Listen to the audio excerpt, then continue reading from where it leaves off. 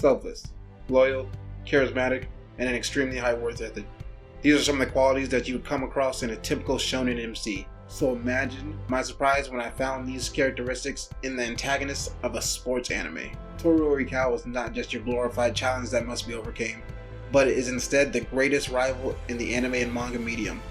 Let's go ahead and dive straight in so I can let you guys know why. But first, make sure you leave a like, you comment, and you subscribe to the channel for good luck all 2021. Okay, first things first, let me go ahead and enlighten some of our lower IQ viewers, probably the same ones who have yet to subscribe, what a good rival looks like, so I can properly illustrate why Oikawa is the best rival in all of anime. To be considered a good rival, it is essential that you are presented as a challenge. But being a challenge is not all that a rivalry should entail. A rival should show his own progression as well as serve as a catalyst for character development. Sort of like because of the Vegeta and Goku rivalry, Vegeta allowed himself to be mind-controlled by Babidi in order to create Majin Vegeta, allowing him to get back in tune with his Biosand nature so that he could overcome his greatest rival, Kakarot. The rival should also share some similarities with the protagonist. And finally, the fans or the viewers should also care about the rival, meaning that each scene the rival is in should invoke some type of emotion in the viewer. Now that we've discussed what makes a good rival, I can explain to you what makes the Great King Oikawa the best. Off the rip, Oikawa and the Abajosai squad posed a real threat to Karasuno's dreams of reaching nationals. Although Karasuno won their first matchup, one can only think that if Oikawa had been there from the jump, Abajosai would have smacked them with low diff. Straight baby shakes. I'm talking Escanor vs Estarossa, Cyberman vs Yamcha, fuck it, Zoro vs anybody in the New World.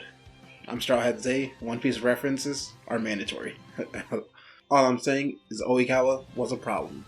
After getting introduced to the charismatic lady killer, it didn't take long for us to realize that he had some big ambitions and goals of his own that he was striving for.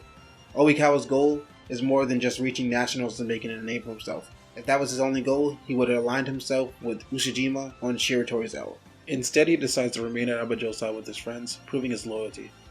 He did this also out of a sense of pride because another one of his goals is to prove that he is better than any player blessed with a high level of talent, players like Kageyama and Ushijima.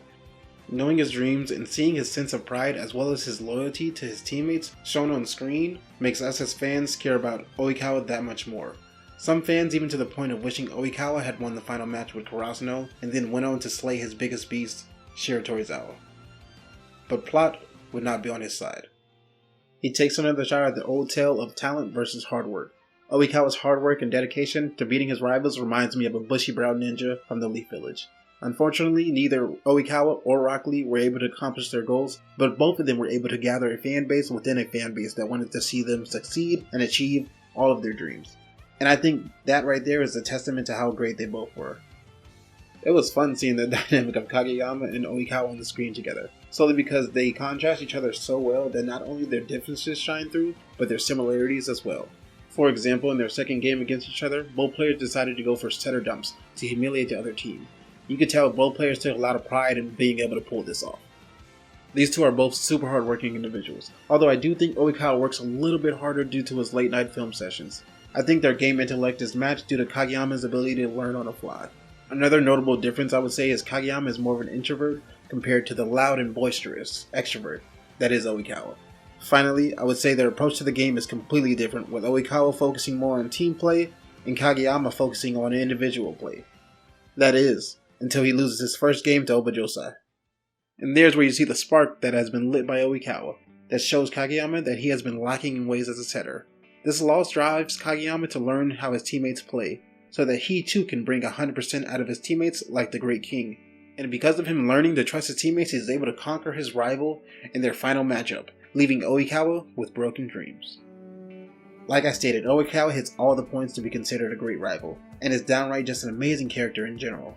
I think Oikawa as a character is flawless, and deserves to be talked about with the best of anime antagonists.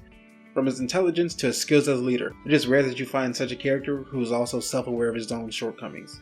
Overall, we as humans can just relate to the struggle he goes through, and we find ourselves split between rooting for the little guy or rooting for the guy who decides to push forward knowing that he will never be the best. I believe any mangaka could write a pretty nice rival using Oikawa as a blueprint. If you agree with that, please leave a like on the video. If you think there is something I could have expanded upon more in this video, leave it down in the comment section. But most importantly, make sure you subscribe and hit the bell so you won't be late to another video again. If you like this video, make sure you check out some of our other character videos.